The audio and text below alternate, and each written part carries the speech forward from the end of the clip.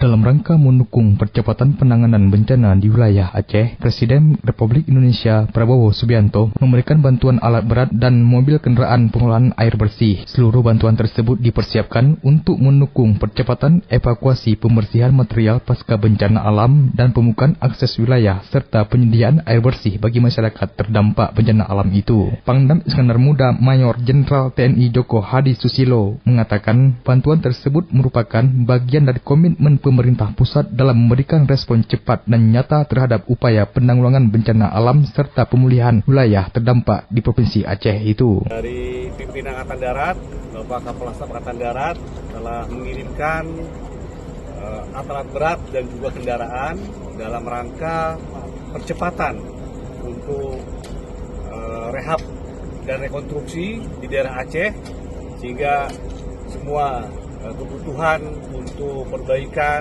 dan juga pemulihan di Provinsi Aceh ini bisa segera secepatnya kita lakukan sehingga situasi dan juga kondisi bisa kembali normal.